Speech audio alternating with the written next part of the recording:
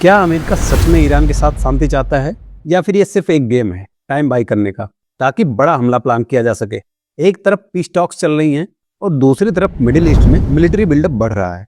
तो सच्चाई क्या है, पीस या फिर वॉर डिप्लोमेसी? सब कुछ विस्तार में समझेंगे, बट बिफोर दैट द ग्लोबिक्स को सब्सक्राइब जरूर कर लीजिएगा।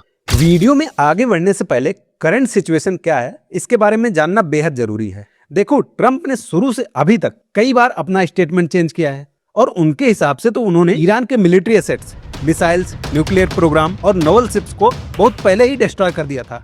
एक तरफ वो विक्ट्री क्लेम कर रहे हैं कि उन्होंने इस लड़ाई को जीत लिया है और दूसरी तरफ बैकडोर के थ्रू वो ये भी चाहते हैं कि ईरान उनकी शर्तों पर समझौता करे, ताकि दुनिया को ये लगे कि अमेरिका इस जंग को जीत चुका है। बट सभी ने देखा है कि ईरान ने कैसे अमेरिका को टक्कर दिया है और अभी भी दे रहा है।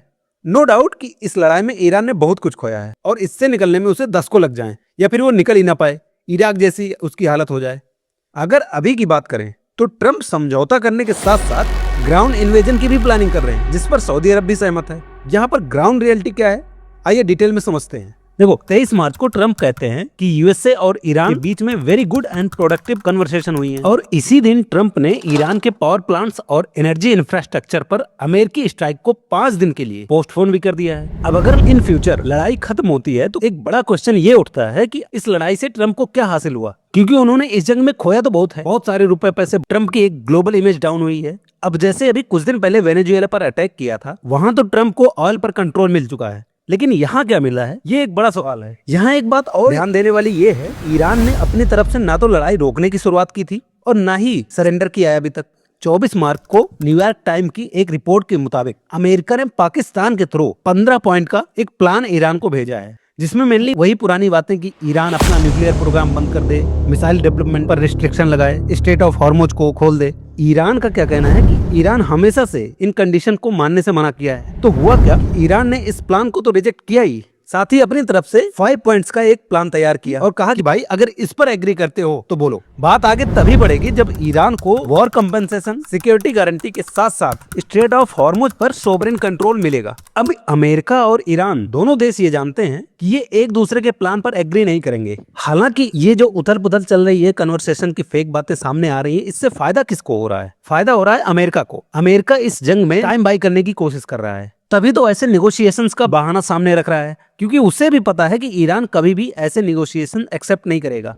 अच्छा, इन सबके अलावा यहाँ पर इजराइल का क्या रोल रहा है? देखो, अगर ईरान और अमेरिका नेगोशिएशन कर भी लेते हैं तो ये लड़ाई बंद नहीं होने वाली है, क्योंकि नेतन्याहू ने साफ साफ कह दिया है कि इस नेगोशिएशंस के बारे में उनसे कोई बातचीत नहीं हुई है। नेतन्याहू की इस वार्निंग का एक असर और होने वाला है। हम लोग देखेंगे कि आने वाला समय काफी डेंजरस होने वाला है, क्योंकि पूरी दुनिया में बहुत बड़ा एनर्जी क्राइसिस आ सकता है। अगर इंडियन प्राइम मिनिस्टर भी पार्लियामेंट में खड़े होकर कोरोना लाइक सिचुएशंस के बारे में सबको अवेयर कर रहे हैं, तो इसका मतलब साफ है कि कुछ न कुछ इनपुट तो होगी कि मिडिल ईस्ट में कुछ बहुत बुरा होने वाला है, जिसका असर हमारे रसोई तक पहुंच सकता है, यानी हर इंसान की जेब तक पहुंच सकता है। महंगाई बढ़ सकती है और एक नॉर्मल इंसान के जीवन पर इसका इम्पैक्ट पड़ सकता है। अभी अगर समझें कि यहाँ अमेरिका द्वारा टाइम बाई करने का क्या रीजन है, कि मिडिल ईस्ट में anti missile systems, defence equipments की कमी है, लेकिन जो सबसे इम्पोर्टेंट बात है कि अमेरिका ईरान में ग्राउंड इन्वेजन करना चाहता है। वो ईरान के खर्ग आइलैंड पर कब्जा करने के चक्कर में है और उस आइलैंड पर कब्जा करने के लिए ईरान को इन्वेजन करने की सख्त जरूरत पड़ेगी। हालांकि ईरान को इस बात की अच्छे से खबर है। अब अगर हमें खर्ग आइलैंड के बारे में समझना है तो इसे हम मैप पे देखते हैं कि ये कहाँ है और इसकी क्या इंपॉर्टेंस है। तो यहाँ आप देख सकते हो कि दिस इज इंडिया, और यहाँ इंडिया के वेस्ट साइड में अफगानिस्तान के पास में ईरान पड़ता है।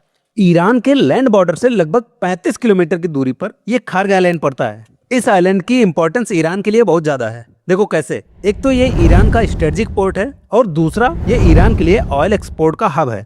यहीं से ईरान का 90% ऑयल एक्सपोर्ट होता है। तो अगर आज के समय में देखें तो ईरान की इनकम का सबसे बड़ा जो सोर्स है वो इसी आइलैंड से है। अब अगर अमेरिका इस पोर्ट को कब्जा करता है तो उसको 2 बहुत बड़े फायदे होने वाले हैं। नंबर 1 कि इस एरिया में उसकी प्रेजेंस स्ट्रांग होगी, यानी पर्शियन गल्फ में वो यहाँ से काफी चीजें मॉनिटर कर सकता है। और दूसरा कि वो चाइना के इंटरेस्ट को भी हर्ट करेगा, जो कि वो इंटेंशनली करना भी चाहता है। अगर एग्जाम्पल के तौर पर इसे देखें कि वेनेजुएला से चाइना बहुत बड़े अमाउंट में डिस्काउंट पर ऑयल खरीदता था और अब वहां से अमेरिका ने चाइना का पत्ता साफ कर दिया। अगर अमेरिका खर्ग आइलैंड पर कब्जा करता है तो यहाँ पर ईरान की तरफ से सप्लाई चेन डिस्टर्ब हो जाएगी, यानी अमेरिका एक तीर से दो निशाना साधना चाह रहा है। फिलहाल अभी की सिचुएशन को देखते हुए ये जरूर लग रहा है कि अमेरिका के लिए खर्ग आइलैंड को कब्जा करना इतना भी आसान नहीं होने वाला है। यहाँ पर एक आप आर्टिकल देख सकते हो कि Iran fortifies Kharg island as Trump mobilises troops from Japan. इस आर्टिकल में इन्होंने बताया है कि ईरान ने खर्ग आइलैंड पर additional shoulder fired surface to air guided missiles deploy कर दिया है। यहाँ पर ट्रूप्स की प्रेजेंस बढ़ा दी है। यहाँ आप लोग देखेंगे तो ईरान की पार्लियामेंट के स्पीकर ने एक्स पर पोस्ट किया है, जिसमें उन्होंने बताया है कि इंटेलिजेंस इनपुट के हिसाब से अमेरिका किसी रीजनल कंट्री के साथ मिलकर ईरानियन आइलैंड पर कब्जा करने की तैयारी में है। मतलब साफ है कि ईरान को इस बात की बिल्कुल खबर है कि अमेरिका उसके सामने निगोशिएशन की जो बातें रख रहा है वो कोई सीरियस टॉक्स नहीं है, बल्कि अमेरिका उसके साथ एक गेम खेल रहा है ताकि उसे टाइम मिल जाए और वो वॉर प्रिपरेशन के साथ साथ ग्राउंड इन्वेजन की प्लानिंग कर सके। अब एक तरफ जहां ट्रंप अपने सैनिकों को जापान में इकट्ठा कर रहे हैं, तो दूसरी तरफ द न्यूयॉर्क टाइम्स की एक रिपोर्ट के मुताबिक कम से कम 2000 सैनिकों को, जो कि 82 एयरबोर्न डिवीजन के हैं, उन्हें मिडिल ईस्ट में भेजा जा सकता है। यानी ट्रंप का इस लड़ाई से विड्रॉ करने का भी फिलहाल में कोई प्लान नहीं है। बाकी आप लोगों को क्या लगता है कि क्या सच में ट्रंप शांति चाहते हैं या फिर ये सब निगोशिएशन एंड ऑल एक ड्रामा है ताकि वो टाइम बाई कर सके, जिससे ईरान पर एक बार फिर से अटैक कर सके? अपना जवाब कमेंट बॉक्स में जरूर लिखिएगा और हाँ, जाते जाते चैनल को सब्सक्राइब जरूर कर लीजिए। Thank you.